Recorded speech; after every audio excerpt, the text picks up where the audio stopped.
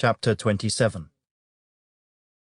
And when it was decided that we should sail to Italy, they delivered Paul and some other prisoners to one named Julius, a centurion of the Augustan regiment.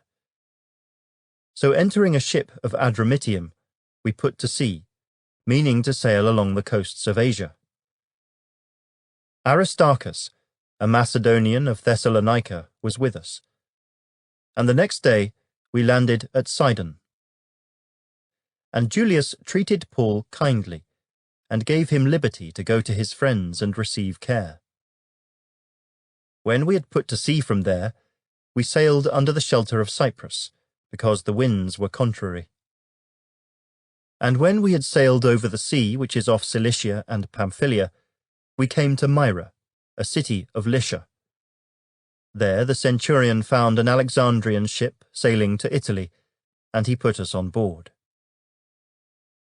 When we had sailed slowly many days, and arrived with difficulty off Cnidus, the wind not permitting us to proceed, we sailed under the shelter of Crete off Salmone. Passing it with difficulty, we came to a place called Fair Havens, near the city of Lasea. Now when much time had been spent, and sailing was now dangerous, because the fast was already over, Paul advised them, saying, Men, I perceive that this voyage will end with disaster and much loss, not only of the cargo and ship, but also our lives.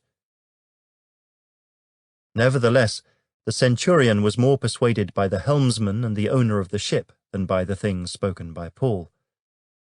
And because the harbour was not suitable to winter in, the majority advised to set sail from there also, if by any means they could reach Phoenix, a harbour of Crete opening toward the southwest and northwest, and winter there. When the south wind blew softly, supposing that they had obtained their desire, putting out to sea they sailed close by Crete. But not long after, a tempestuous headwind arose, called Euroclydon. So when the ship was caught, and could not head into the wind, we let her drive. And running under the shelter of an island called Clauda, we secured the skiff with difficulty. When they had taken it on board, they used cables to undergird the ship, and fearing lest they should run aground on the Syrtis sands, they struck sail, and so were driven. And because we were exceedingly tempest-tossed, the next day they lightened the ship. On the third day we threw the ship's tackle overboard with our own hands.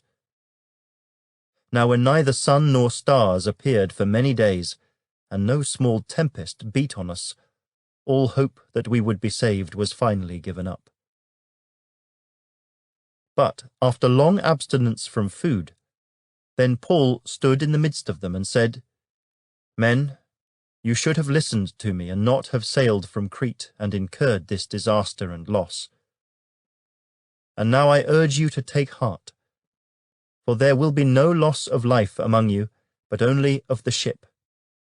For there stood by me this night an angel of the God to whom I belong and whom I serve, saying, Do not be afraid, Paul. You must be brought before Caesar, and indeed God has granted you all those who sail with you. Therefore take heart, men, for I believe God that it will be just as it was told me. However, we must run aground on a certain island. Now when the 14th night had come, as we were driven up and down in the Adriatic Sea, about midnight the sailors sensed that they were drawing near some land. And they took soundings, and found it to be 20 fathoms. And when they had gone a little farther, they took soundings again, and found it to be 15 fathoms. Then, fearing lest we should run aground on the rocks, they dropped 4 anchors from the stern, and prayed for day to come. And as the sailors were seeking to escape from the ship, when they had let down the skiff into the sea, under pretence of putting out anchors from the prow, Paul said to the centurion and the soldiers, "Unless these men stay in the ship, you cannot be saved." Then the soldiers cut away the ropes of the skiff and let it fall off. And as day was about to dawn, Paul implored them all to take food, saying, "Today is the 14th day you have waited and continued without food, and eaten nothing. Therefore I urge you to take nourishment, for this is for your survival, since not a hair will fall from the head of any of you." And when he had said these things, he took bread and gave thanks to God in the presence of them all. And when he had broken it, he began to eat. Then they were all encouraged, and also took food themselves. And in all, we were 276 persons on the ship.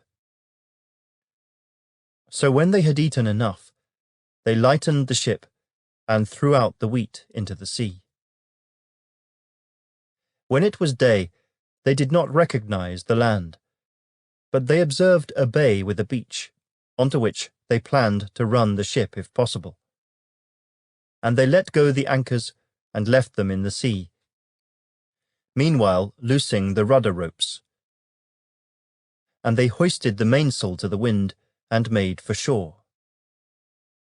But striking a place where two seas met, they ran the ship aground, and the prow stuck fast and remained immovable, but the stern was being broken up by the violence of the waves.